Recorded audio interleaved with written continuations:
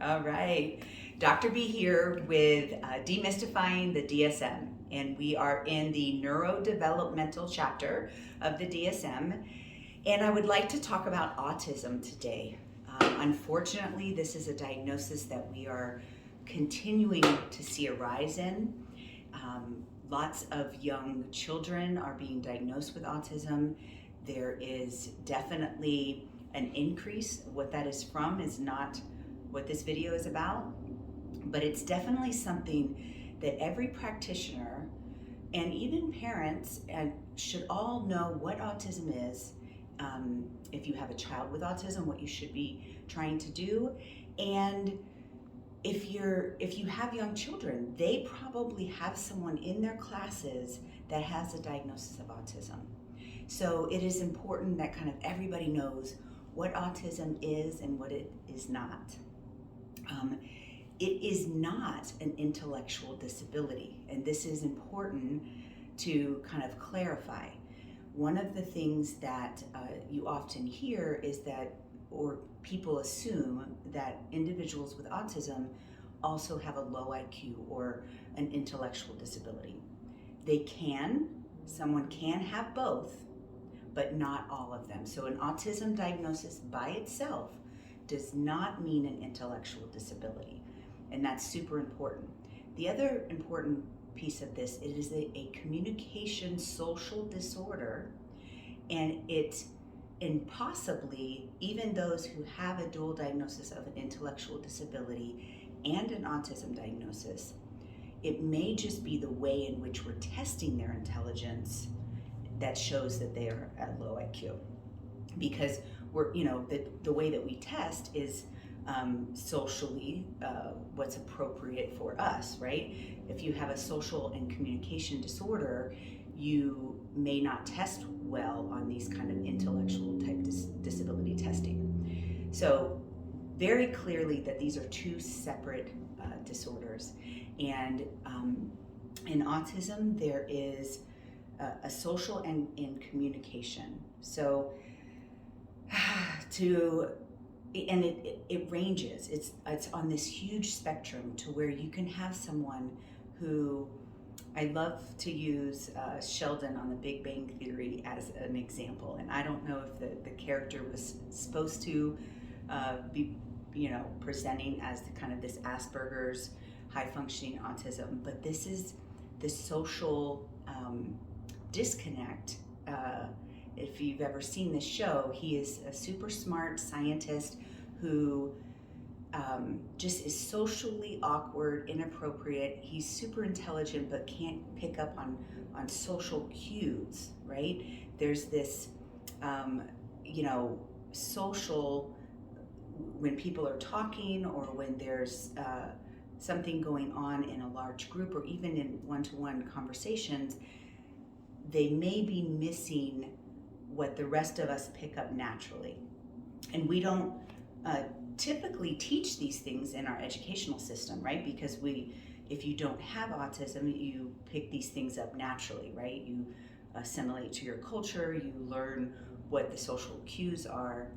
But what we have to do with someone diagnosed with autism is we have to actually teach those things so they can learn them and learn to function just like everybody else, right?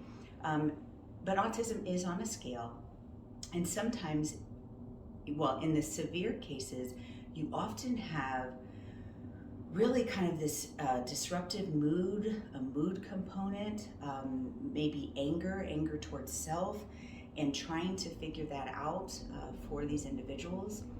So we do treat children with autism here at Mentally Strong, and depending on the severity of whether we can use the Mentally Strong method. So when you look at cognitive behavioral therapy that I talked about in the last one, cognitive piece, you have to have the ability to abstract think and have some insight, but everybody can do the behavioral piece. And the best known therapy for children with severe autism, moderate to severe autism, is ABA, Applied Behavioral Analysis, which is it's the behavioral piece of cognitive behavioral, but only the behavioral piece, where it's all about rewarding the behaviors that we want to see. And so depending on the severity of that autism, that is the treatment of choice, is this applied behavioral analysis, which we don't actually do here at Mentally Strong, but we will help with medications that can help with some of those behaviors, right? So we don't have medication that can treat autism per se, but we do know that there is a communication problem, and that there is oftentimes a lot of anxiety or emotions around this ability not to be able to communicate, right? And so the theory is that's where the behaviors of this moderate to severe autism are coming from, is that I want to communicate, but I can't, so I get frustrated and I have a meltdown, right? We do have medications that can help lessen that anxiety. So oftentimes, there'll be a comorbid diagnosis of generalized anxiety or ADHD, right? They're unable to pay attention. When we treat the ADHD and the anxiety, we can significantly improve the behaviors that we see in moderate to severe autism. So we should be treating autism in a twofold. We should have an applied behavioral analysis assessment. Not all children will benefit from it, but a lot of them will. It is the strong standard of care and early intervention for a diagnosis of autism, is to get that applied behavioral analysis type therapy. And when we see those behaviors, don't think of them as behaviors associated with autism. There's a reason behind them. There's either anxiety or inattention, and those symptoms we can treat. And as we go through this DSM, I'll be able to talk about ADHD and how we treat that, and anxiety disorders and how we treat that. So a big, and as well as a big educational component. So be nice to parents of children with autism. You have no idea the stress and the struggle and the judgment that they get when their child is having a meltdown in public. It is not easy to find the balance between therapy, environment, and medication. But there is a possibility to do that, and so finding help and getting these kids into the appropriate treatment is a community effort. So there we have autism. Sorry.